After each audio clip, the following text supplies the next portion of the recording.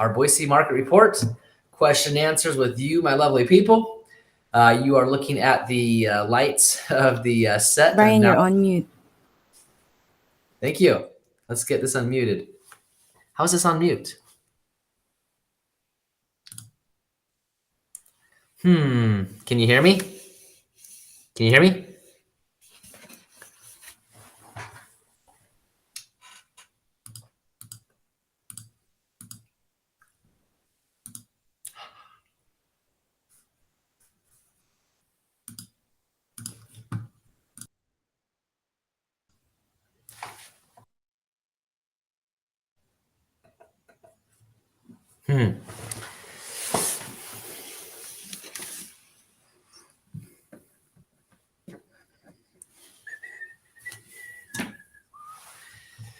Okay, can you hear me now? Can someone chat? Gene in the chat, can you hear me?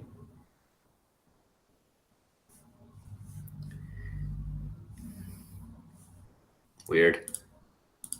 Bad news. Bad news bears. Can you hear me? Can you hear me? Can you hear me?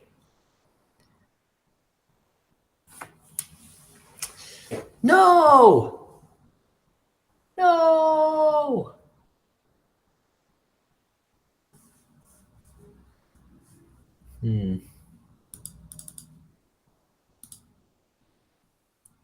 Hello?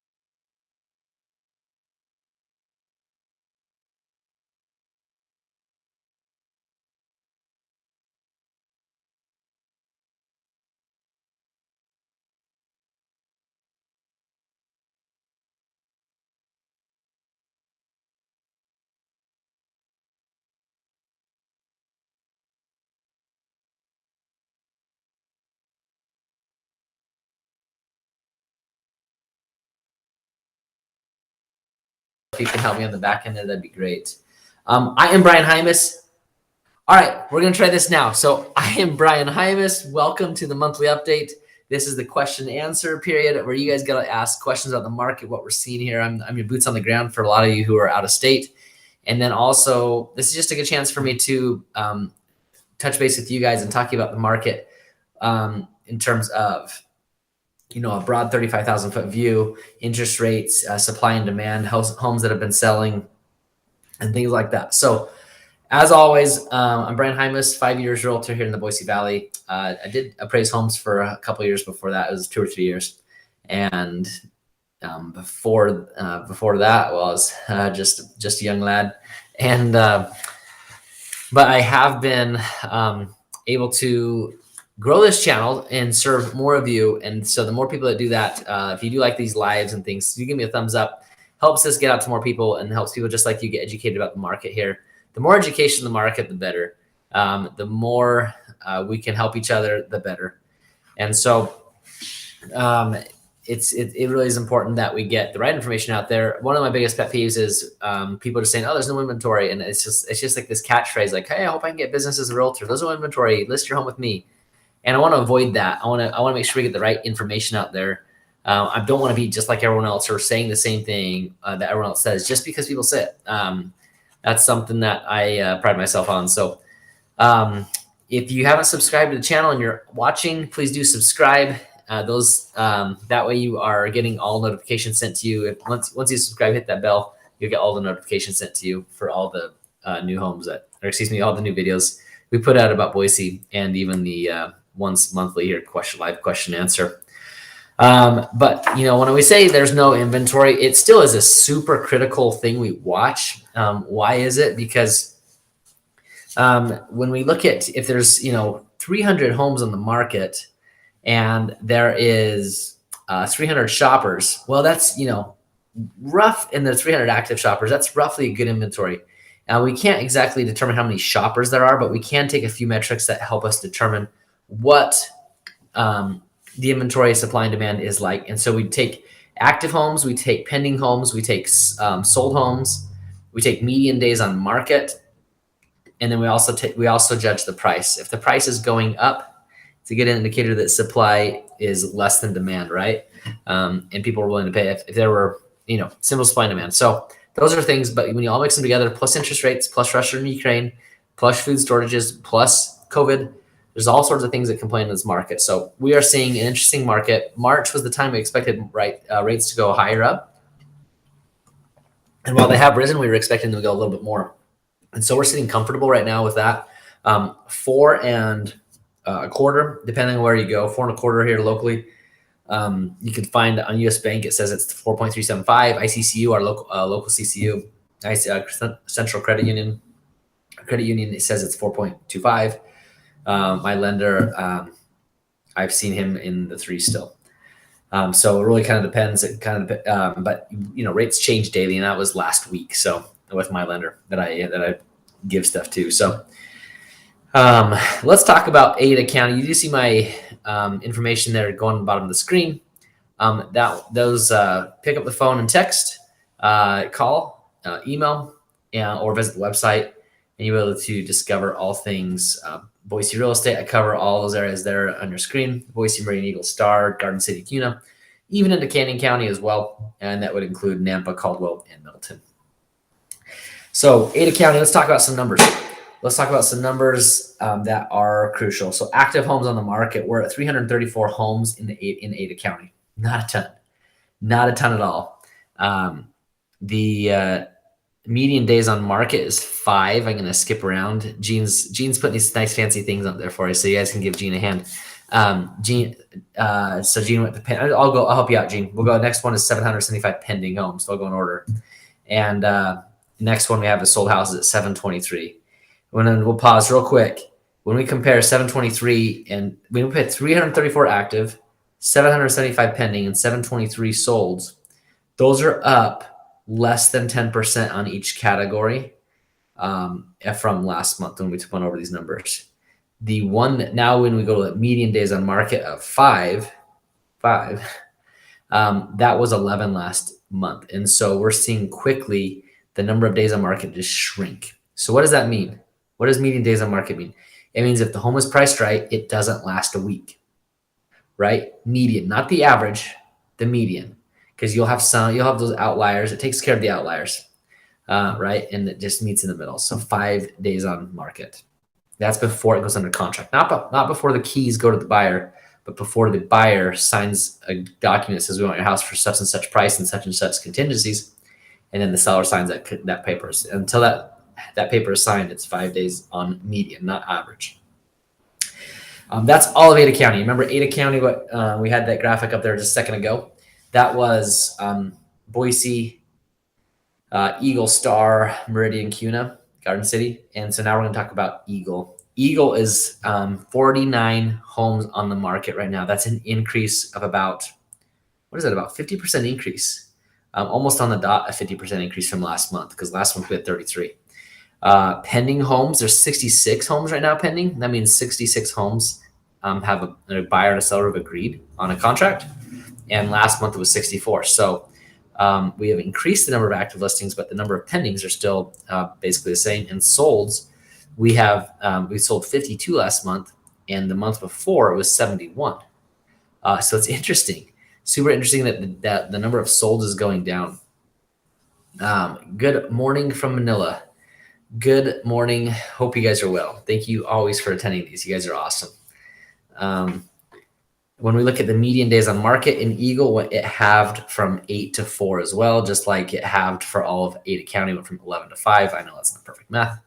And then median sold price was $894, just a hair under $900 last month. And now we're at $960. So that is the rundown on the Eagle area as well as Ada County in general. We can look at the market. Remember last year we ramped up to June, which with those crazy bidding wars, and then June, July, August, September, October, November, December, January, and we're starting to go up again. And go up again. But we're not going like last year. So for example, and this is indicative of every offer I put in for the last 4 or 5 weeks. We had 3 offers on the house. It was listed at 560. We went at 580. We lost at 590.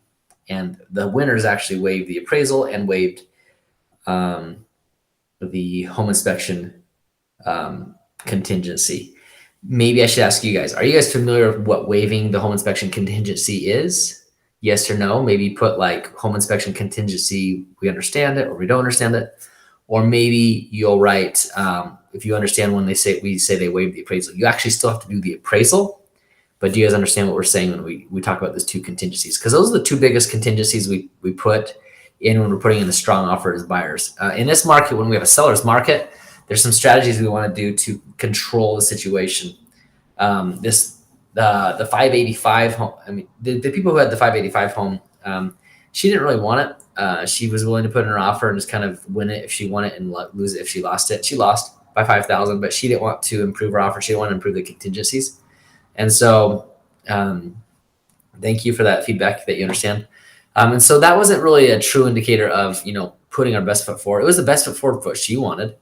But if she really wanted to win that home, we had a chance to increase our offer. We chose not to. So those are important things to know when we're looking at making a strong offer. Is there those 2, the home inspection and the appraisal, those are 2 super important contingencies to consider. And then also the third, what was the third? Blah, blah, blah, blah. Oh, earnest money. There's a strategy with your earnest money. So like when you do an earnest money in Boise, it's about a 1% down essentially. It's money in good faith that you'll close.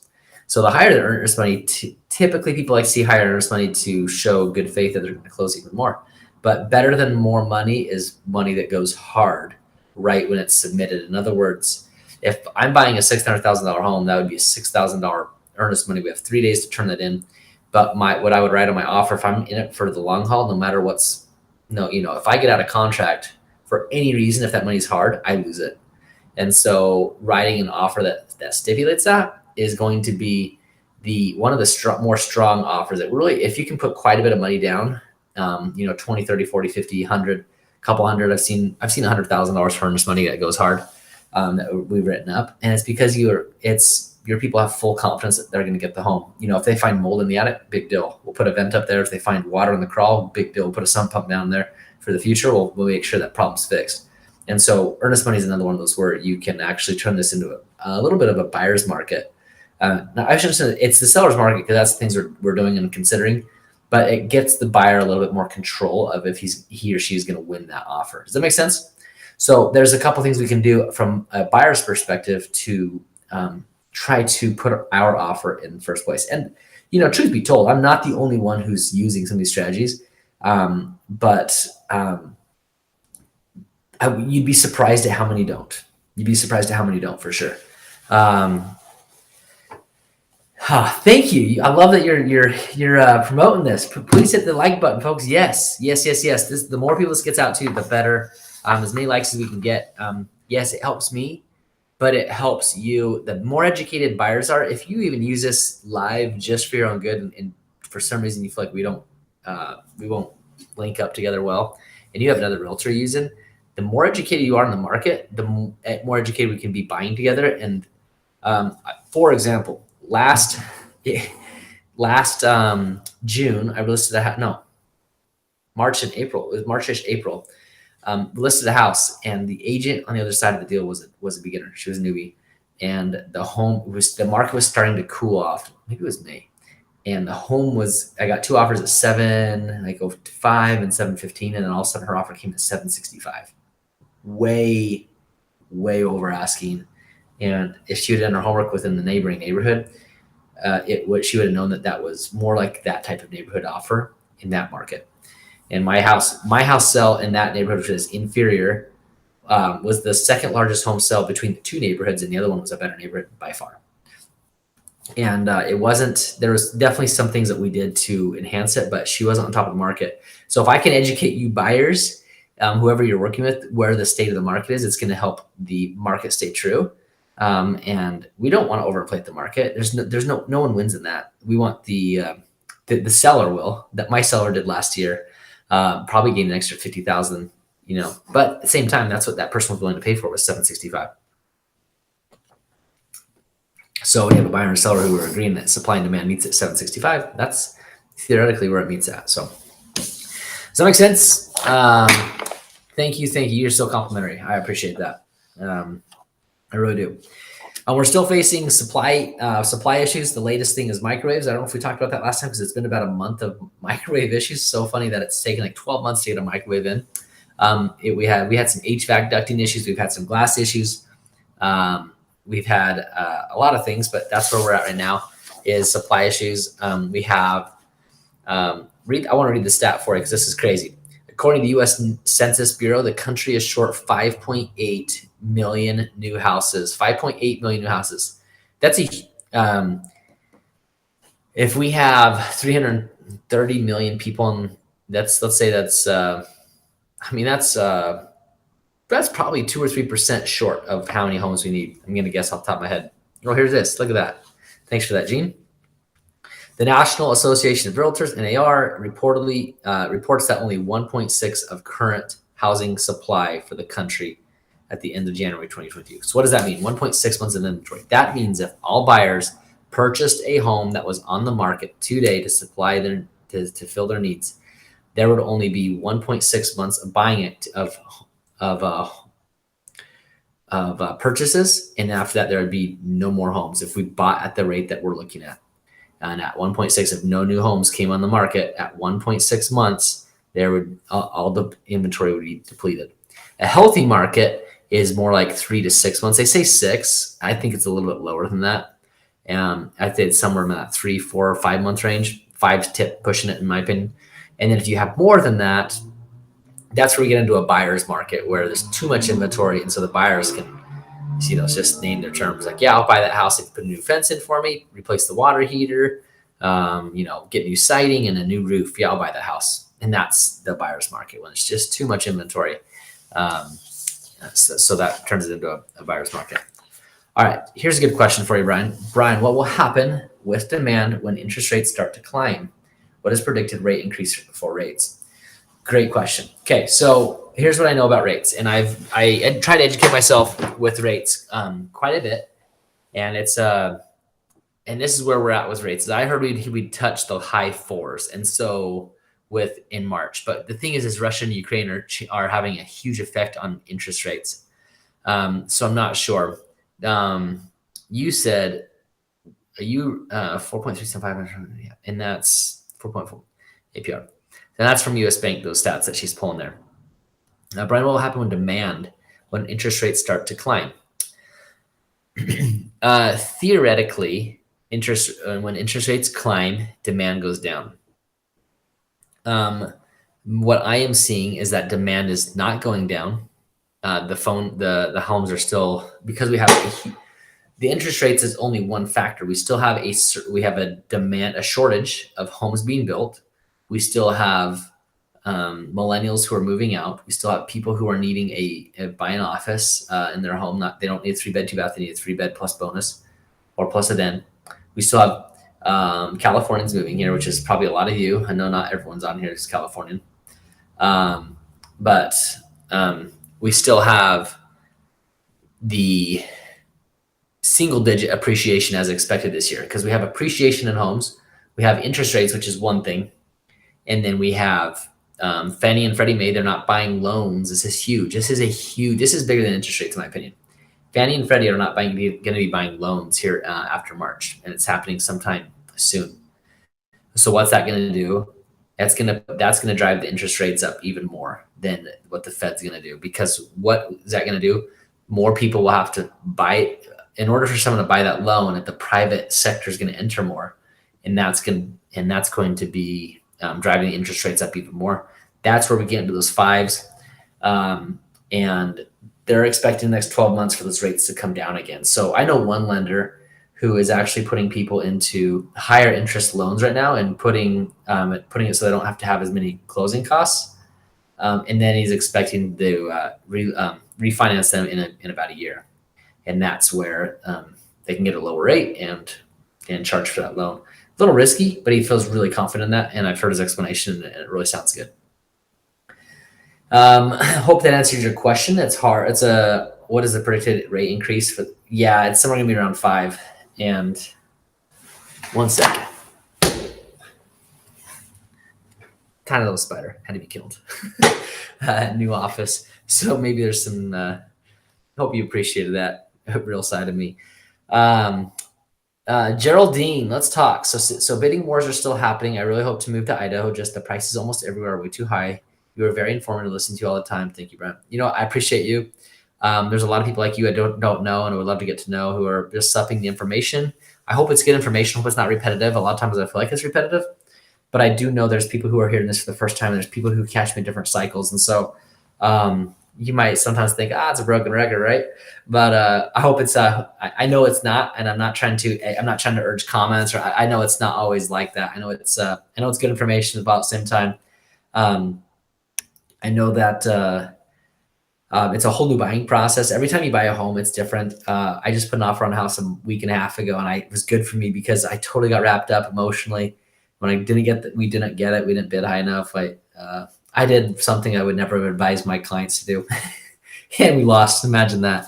And it's good to feel what you guys feel, because it's a new process every time. Are the bidding wars back? Yes, they are back. Just not as high of. We're not going through the roof. So we're not going through the roof in those bidding wars. Let's see here.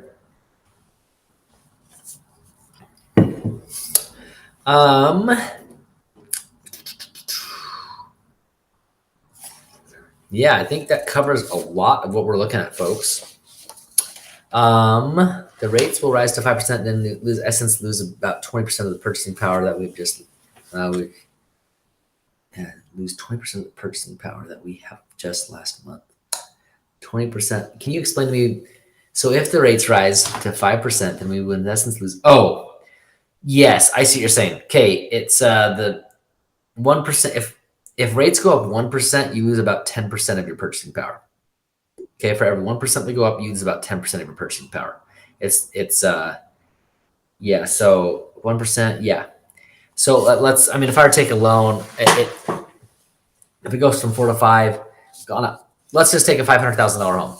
Let's say you're buying a $500,000 home, you're going to mortgage $400,000 of that. You're going to put on a mortgage $400,000 of that.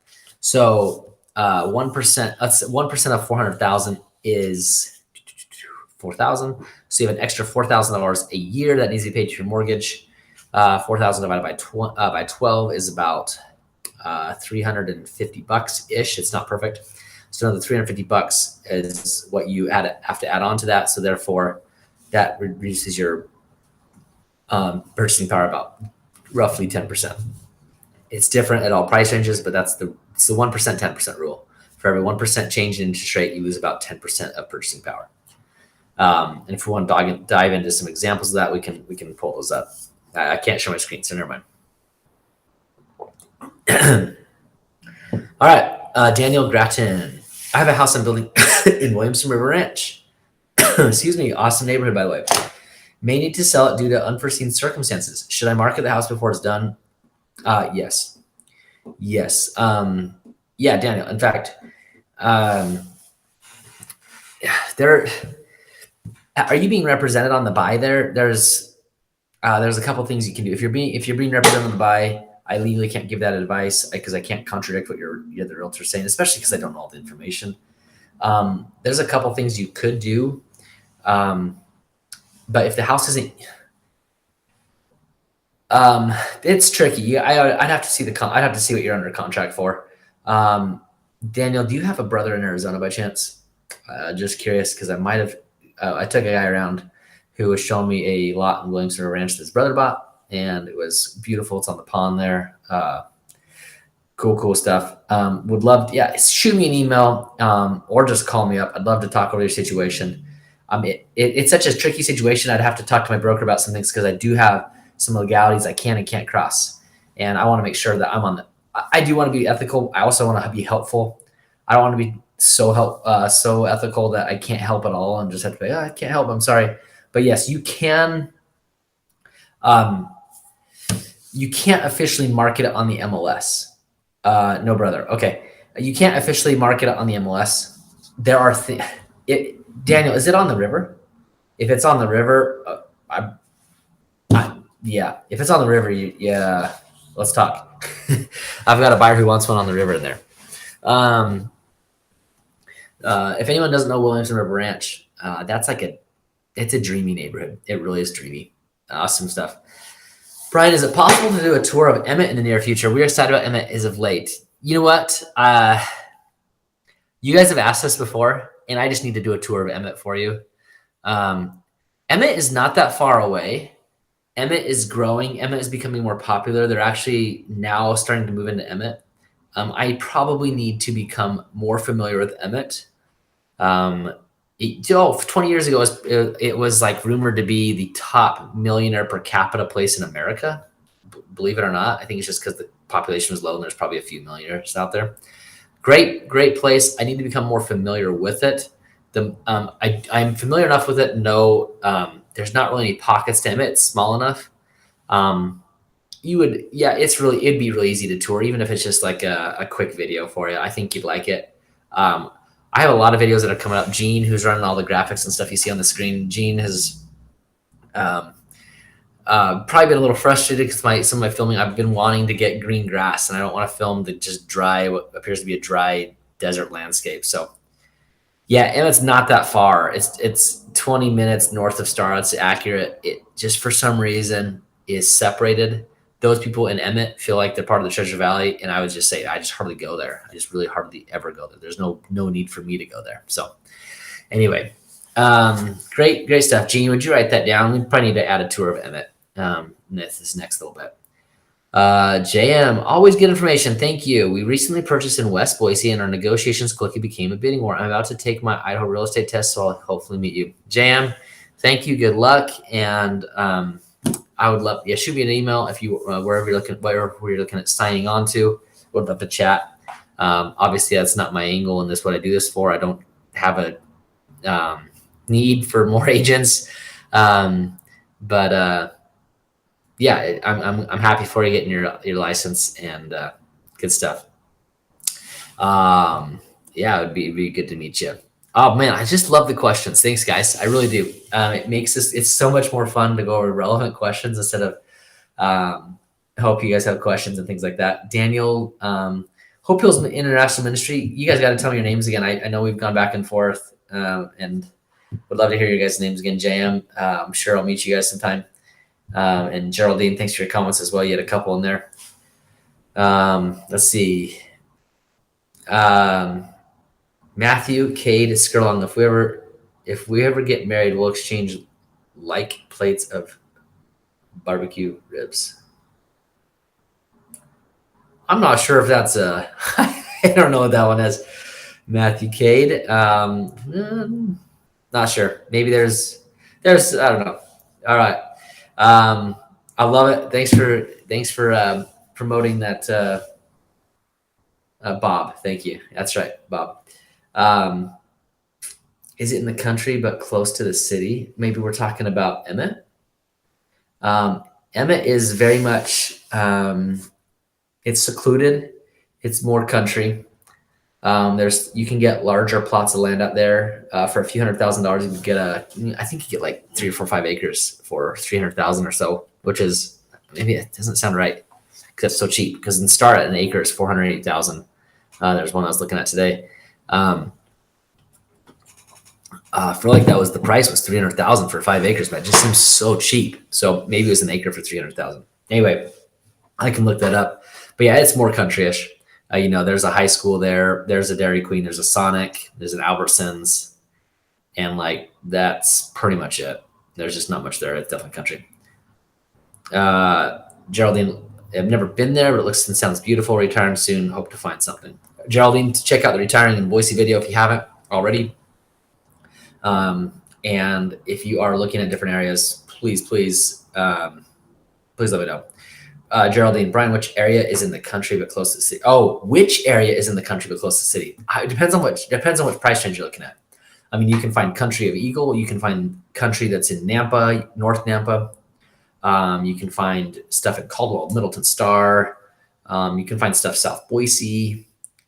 You really can find just about anything. What can I buy with less than $800 a month? That would be a rental situation, probably, Matthew, where you can probably rent a room. Boise used to be something where you could find $800 a month. That's my first mortgage was $800 a month. You're just not finding that anymore. Mobile homes. We don't do mobile homes in Idaho. Mobile homes are an option. Mobile homes are something that, unless it's secured with a foundation, we don't do them as agents. I've never been there, but sounds beautiful. Emmett is surrounded by mountains and Payette River runs through it. Yeah, not exactly runs through it. I mean, yes, it does. Yeah, I guess it kind of does. Yeah. Okay. Does Boise have craft breweries? Yeah, so I'm not a huge drinker. Not a huge drinker at all. There's a little bit of a bar. So there's a bar scene, there's a beer scene, alcohol scene, and wine country out in the Snake River Valley. And so there's hops and wine. They do have the breweries because of that. I'm not the one to ask on that, but I do have. I do know there's quite a few breweries, and here in the Boise Valley. So not my thing in terms of my go-to activity or anything like that. If you hit me up on my email, I can definitely point you in the right direction. All right, guys. Questions coming in. Any more we got before we go? I know you guys are we've got to be between games, right? Because got to give a good plug for NCAA tournament. Ooh. If you guys are wanting to participate in my tournament challenge on ESPN for the NCAA tournament, you guys should email me, Brian@brianhamas.com, and I will email you the link for the ESPN tournament challenge. There are prizes that I give out. No purchase necessary. Not even necessary to use me as a realtor. Just good old-fashioned fun. And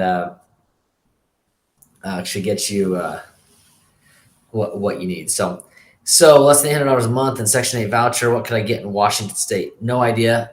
No idea. Not in a bad way. Just don't know. I don't know Washington. Super far away from Washington, about 4 or 5 hours from Washington. So I don't know on that one. Thanks. At these prices. At these prices, beer is important. That's awesome. Yep. I like your sense of humor. I don't like beer, but I like your sense of humor. So we get along there. Yeah. These prices are crazy, right? It is excellent craft beer here. JM, if you have anything for him or him or her, do shout out there in the comments. Would love to get that out. But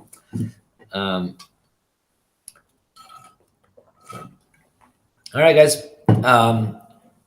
Let's be honest. This is my Boise State football. I'm a bigger Boise State basketball fan than I am Boise State basketball. So I want you guys to watch Thursday, 11:45 a.m. You guys better be there watching Boise State, cheering them on because they'll take on Memphis, and then pretty soon they'll take out Gonzaga. You heard it here first, and you probably heard it here last. But anyway, let's see. We're watching from Manila, Philippines, where missionaries helping 3 and 4-year-old children receive early education. We feed people too. Love it. It's awesome, Bob. You guys are good people. We're all good people. We all serve in different ways, and I appreciate you guys all getting on. Super fun to be on here. Interest rates, supply and demand, Fannie and Freddie, supply chain, COVID, buyers, sellers, liberal states moving here to Idaho. This all adds up to be a crazy market. There's always interesting dynamics. Sellers have a different timeline. Buyers have a different timeline. Matching things up, rentals, contingencies, prices. It all adds up to be something that each offer and each listing is unique. So if you are listing, buying anything in the Boise area, there's so many things to consider. It's not a one size fits all.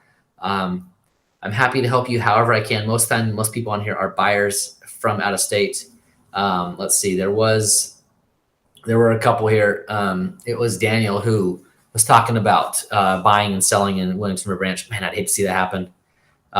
Let's see, Daniel, did you answer the question if it was on the river?